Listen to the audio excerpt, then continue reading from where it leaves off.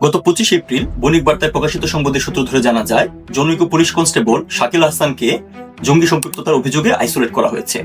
অভিযুক্ত পুলিশ সদস্য পুলিশ সদর দপ্তরের অতিরিক্ত ডিআইজি আহমদ মুহিদের দেহরক্ষী হিসাবে দীর্ঘদিন ধরে কর্মরত ছিল। ইন্টারেস্টিং ব্যাপার হচ্ছে, অভিযুক্ত পুলিশ সদস্যকে একাধিকবার জিজ্ঞাসাবাদ করা হলেও তাকে গ্রেফতার না করে আইসোলেশনের নামে বরিশাল বদলি করা হয়। পরবর্তীতে এই ঘটনার নতুন কোনো আপডেট পাওয়া যায়নি। কাউন্টার টেরোরিজম সংক্রান্ত বিষয়ে কাজ করার অভিজ্ঞতা থেকে বিষয়টা আমার কাছে মোটেও স্বাভাবিক মনে হয়নি। এটা পরিষ্কার এখানে কিছু গোপন করার চেষ্টা করা হচ্ছে। অভিযুক্ত শাকিল হাসানের ব্যাপারে বণিক বার্তাকে অতিরিক্ত ডিআইজি আহমদ মুহিদ বলেন, সে অত্যন্ত সৎ এবং বিশ্বস্ত কর্মকর্তা, কোনো সশস্ত্র জঙ্গি সংগঠনের সাথে সম্পৃক্ত থাকার ইঙ্গিত তিনি পাননি। একদিকে পুলিশ শাকিলকে জঙ্গি সংগঠনে সম্পৃক্ত থাকার অভিযোগে অভিযুক্ত করছে, অন্যদিকে পুলিশের আরেক ঊর্ধ্বতন কর্মকর্তাই আবার তার পক্ষে কথা বলছে। কি অদ্ভুত ব্যাপার। ইন্টারেস্টিং ব্যাপার হচ্ছে, আহমদ মুহিদের সাথে শাকিলের ঘনিষ্ঠতা প্রায় এক যুগের। শাকিল 2014-15 সালে প্রথমবার আহমদ মুহিদের দেহরক্ষী হিসাবে কাজ করে। এরপর আহমদ মুহিদ শান্তিরক্ষা মিশনে হাইতিতে চলে যান। সেখান থেকে ফিরে এসে যোগ দেন এপিবিএনে এবং পরবর্তীতে পুলিশ সদর দপ্তরের টিআর শাখায়। এই সময়ে শাকিলের পোস্টিং ছিল এসবিতে। 5 আগস্টের পট পরিবর্তনের পর আহমদ মুহিদ ঢাকা জেলার এসপি হিসাবে দায়িত্ব পেলে শাকিলকে রীতিমতো আবেদন করে পুনরায় দেহরক্ষী হিসাবে নিয়ে যান। তখন থেকেই শাকিল তার সাথে আছে, অর্থাৎ নাটের গুরু হচ্ছেন অতিরিক্ত ডিআইজি আহমদ মুহিদ। তার ব্যাপারে খোঁজ নিতে গিয়ে রীতিমতো কেঁচু খুঁড়তে অ্যানাকোন্ডা বেরিয়ে এসেছে। 24তম বিসিএস এর কর্মকর্তা আহমদ মুহিদের বাড়ি রাজশাহীতে। পড়াশোনা করেছেন রাজশাহী বিশ্ববিদ্যালয়ের রসায়ন বিভাগে। ছাত্র জীবনে শিবিরের রাজনীতির সাথে জড়িত ছিলেন। 2005 সালে জামাতের সুপারিশে বিসিএসে নিয়োগ পান। 5 আগস্টের পট পরিবর্তনের পর পুলিশের অন্যতম প্রভাবশালী ব্যক্তিতে পরিণত হন আহমদ মুহিদ। 2024-এর 20 আগস্ট প্রথমে পুলিশ সুপার হিসেবে পদোন্নতি পান এবং এর মাত্র 1 মাস পরেই 27 সেপ্টেম্বর পদোন্নতি পান অতিরিক্ত ডিআইজি হিসাবে। তৎকালীন স্বরাষ্ট্র সচিব এবং বর্তমান মন্ত্রিপরিষদ সচিব নাসিমুল গনির সাথে রয়েছে তার ঘনিষ্ঠ সম্পর্ক। সরাসরি জামাতের ব্যাকআপে পুলিশ সদর দপ্তরের টিআর শাখা থেকে 27 আগস্ট তিনি ঢাকা জেলার এসপি হিসাবে যোগ দেন। অতিরিক্ত ডিআইজি হিসাবে পদোন্নতি পাওয়ার পর 1 জানুয়ারি 2025 সালে পুলিশ সদর দপ্তরের ওয়েলফেয়ার ট্রাস্টে ফিরে আসেন, অর্থাৎ মাঠ পর্যায়ে কর্মরত ছিলেন মাত্র 4 মাস। কিন্তু এই 4 মাসের পারফরমেন্স দিয়েই তিনি বাগিয়ে নিয়েছেন বিপিএম পদক। 4 মাসে কি এমন কাজ তিনি করেছিলেন যার জন্য বিপিএম পদকে ভূষিত হলেন? এটার খোঁজ নিতে গিয়ে বের হয়ে আসলো আরেকটি চাঞ্চল্যকর অধ্যায়ের, একটি ষড়যন্ত্রের নীল নকশা যা বাস্তবায়িত হয়েছে এই আহমদ মুহিদের সরাসরি পরিচালনায়। কথিত কোটা বিরোধী আন্দোলনের সময় পুলিশের সাথে আন্দোলনকারীদের সংঘর্ষ ও হতাহতের যে কয়েকটি ভিডিও সামনে এসেছে, তার মাঝে অন্যতম আলোচিত ভিডিও হলো সাভারের আশুলিয়া থানার সামনে 6 জনের লাশ পোড়ানোর ঘটনা। এই ঘটনার উল্লেখ আছে জাতিসংঘের মানবাধিকার কমিশন কর্তৃক প্রস্তুতকৃত ফরমাইশি প্রতিবেদনের 35 নম্বর পৃষ্ঠাতেও। ইতিমধ্যেই আইসিটি ট্রাইব্যুনালের সাজানো বিচারে এই ঘটনার দায়ে 6 জনের ফাঁসি, 7 জনের যাবজ্জীবন এবং 2 জনের 7 বছরের কারাদণ্ড দেওয়া হয়েছে। আশ্চর্যজনক ব্যাপার হচ্ছে, আলোচিত বাকি সকল ভিডিও যেমন আবু সাইদ কিংবা মুগ্ধের গুলিবিদ্ধ হওয়ার ভিডিও আন্দোলন চলাকালীন সময় সামাজিক যোগাযোগ মাধ্যমে চলে আসে, কিন্তু আশুলিয়া থানার এই কথিত লাশ পোড়ানোর ভিডিও ভাইরাল হয় 30 আগস্ট, অর্থাৎ সরকার পরিবর্তনের প্রায় 25 দিন পর। আর আমাদের আজকের আলোচনার সাবজেক্ট জনাব আহমদ মুহিদ ঢাকা জেলার এসপি হিসেবে যোগ দেন 27 আগস্ট। চলুন আলোচিত এই ভিডিওটা একটু ব্যাখ্যা করার চেষ্টা করি। এই ভিডিওতে দেখা যায় পুলিশের উপস্থিতিতে একটি সাধারণ ভ্যান গাড়িতে, অর্থাৎ প্যাডেল চালিত ভ্যান গাড়িতে লাশ তোলা হচ্ছে। ভিডিওর পরবর্তী অংশে দেখা যায় পুলিশের একটি ভ্যানে আগুন জ্বলছে, তারপর আসে কিছু পোড়া লাশের ছবি।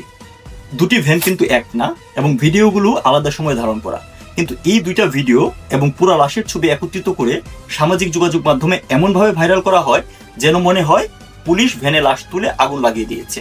কিন্তু পুলিশের আগুন দেওয়ার ন্যূনতম প্রমাণও কিন্তু ভিডিওতে নেই। এই ভিডিও ভাইরাল হওয়ার পর স্বভাবতই নতুন করে পুলিশ এবং আওয়ামী লীগের বিরুদ্ধে ক্ষোভ ছড়িয়ে পড়ে। কিন্তু আসলে ঘটনা কি হয়েছিল? বিভিন্ন সূত্র থেকে এই ঘটনার সম্ভাব্য যে ব্যাখ্যা পাওয়া যায় তা হলো, 5 আগস্ট সরকার পতনের পর কথিত ছাত্র জনতা সংঘবদ্ধভাবে আশুলিয়া থানা আক্রমণ করতে যায়। একাধিকবার পুলিশের সাথে ধাওয়া পাল্টা ধাওয়ার ঘটনা ঘটে। আত্মরক্ষায় একসময় পুলিশ গুলি ছুটতে বাধ্য হয়। এতে বেশ কয়েকজন হতাহতের ঘটনা ঘটে। পুলিশের প্রতিরোধের মুখে আক্রমণকারীরা থানার সামনে থেকে সরে গেলে থানা সংলগ্ন এলাকায় নিহত বেশ কয়েকজনকে পড়ে থাকতে দেখা যায়। পুলিশ একটি ভ্যানে করে সেই লাশগুলো প্রথমে থানায় নিয়ে আসে। এর কিছুক্ষণ পর সেই লাশগুলো পুলিশের ভ্যানে করে হাসপাতালে নিয়ে যাওয়ার চেষ্টা করা হয়। তখন আন্দোলনকারীরা পুনরায় পুলিশের গাড়িতে হামলা চালায় এবং পুলিশের সেই ভ্যানটি জ্বালিয়ে দেয়। এই দুইটি পৃথক ঘটনার ভিডিওই এক করে পুলিশ কর্তৃক লাশ পোড়ানোর ভিডিও হিসেবে পরবর্তীতে প্রচার করা হয়। এটা পরিষ্কার পুলিশ প্রাণ বাঁচাতেই থানায় হামলাকারীদের উপর গুলি চালাতে বাধ্য হয়েছিল।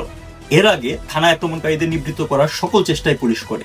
যদি পুলিশ গুলি না চালাতো তাহলে তাদেরকে সিরাজগঞ্জের এনায়েতপুর থানার 15 জন নিরীহ পুলিশ সদস্য কিংবা বানিয়াচংয়ের সন্তোষ চৌধুরীর মতো নৃশংস হত্যাকাণ্ডের শিকার হতে হতো এবং সেটার কোনো বিচারও হতো না।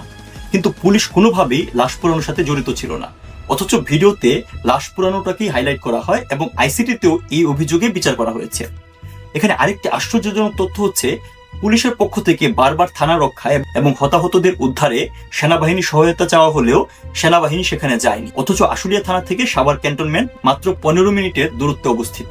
এখন স্বভাবতই প্রশ্ন আসে, 5ই আগস্টের 25 দিন পর এই ভিডিও কেন সামনে আনা হলো?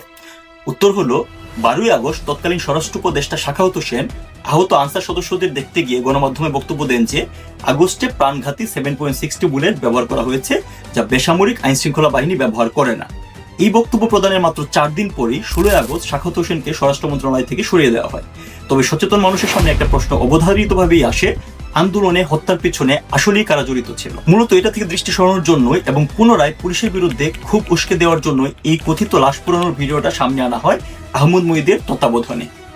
ভিডিও প্রচারের সাথে সাথে তিনি ছুটে যান আশুলিয়া থানায়, গণমাধ্যম ডেকে কথা বলেন এবং সর্বোচ্চ সাজা নিশ্চিতের প্রতিশ্রুতি দেন। তার তত্ত্বাবধানেই মিথ্যা লাশ পোড়ানোর মামলার তদন্ত হয় এবং 16 জনকে আসামি করে তদন্ত প্রতিবেদন দেওয়া হয়। পরবর্তীতে বিতর্কিত আইসিটিতে অতি দ্রুততার সাথে এই মামলা কার্যক্রম শেষ করে রায় দেওয়া হয়। আইসিটি ট্রায়ালেও কি এই মামলা প্রমাণ করা গিয়েছে? যায়নি, বরং চার্জশিটভুক্ত 16 জন আসামির একজন এসআই আফজালুল হক রাজসাক্ষী হিসাবে বাকি 15 জন আসামির বিরুদ্ধে সাক্ষ্য দেয়।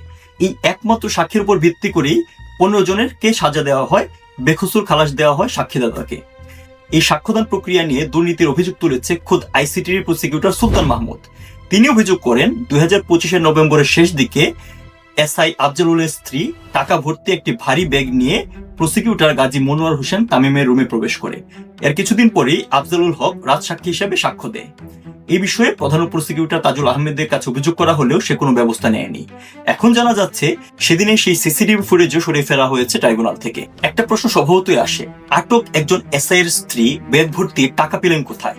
বেশ কয়েকটা সূত্র নিশ্চিত করেছে, কথিত লাশ পোড়ানো সাজানো ভিডিও সামনে আনা, সেই মামলার তদন্ত করা, আফজালুলকে রাজসাক্ষী হিসেবে রাজি করানো, প্রসিকিউশনকে টাকা দেওয়া সবই হয়েছে আমাদের আলোচিত পুলিশ কর্মকর্তা আহমদ মুহিদের তত্ত্বাবধানে। পুরস্কার হিসেবে তিনি পেয়েছেন ডাবল প্রমোশন এবং বিপিএম পদক। আর বর্তমানে পুলিশ ওয়েলফেয়ার ট্রাস্টে বসে পুলিশের সকল সদস্যদের সাথে যোগাযোগের সুযোগ কাজে লাগিয়ে ঘটাচ্ছেন উগ্রপন্থার বিস্তার। কাক কাকের মাংস না খেলেও আহমদ মুহিদ পুলিশকে বিতর্কিত করে নিজের স্বার্থসিদ্ধি করেছেন। কথিত কোটা বিরোধী আন্দোলনে নিশ্চিতভাবেই হত্যাকাণ্ডের ঘটনা ঘটেছে। সাধারণ একটা ছাত্র আন্দোলনকে সরকার প্রতারণার আন্দোলনের রূপ দেওয়ার জন্য ডিপ স্টেটের সহযোগিতায় এই হত্যাকাণ্ড ঘটিয়েছে ইউনুস কম।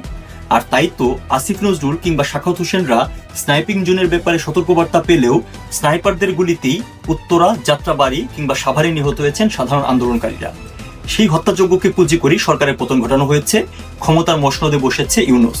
ক্ষমতায় বসে ইউনুস এ সকল হত্যাকাণ্ডের কোনো যথাযথ তদন্ত তো করেইনি, নিহত কারো ময়না তদন্ত পর্যন্ত করতে দেওয়া হয়নি। একদিকে ইন্ডিমিনিটি দিয়ে প্রকৃত হত্যাকারীদের দায় মুক্তি দেওয়া হয়েছে, অন্যদিকে আওয়ামী লীগের নেতাকর্মী এবং পুলিশের বিভিন্ন পর্যায়ের সদস্যদের বিরুদ্ধে একের পর এক সাজানো মামলা দিয়ে আইসিটি ট্রাইব্যুনালে ক্যাঙ্গারু ট্রায়াল চালানো হচ্ছে। এসবই সেই মেটিকুলাইজ ডিজাইনের নামে রাষ্ট্রবিরোধী ষড়যন্ত্রের অংশ।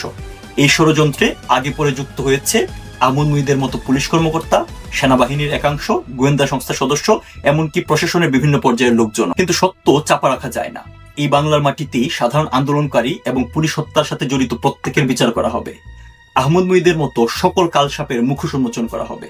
ততদিন পর্যন্ত প্রত্যেকে নিজ দায়িত্বে নিরাপদ থাকুন, যুক্তি দিয়ে তলিয়ে ভাবতে শিখুন।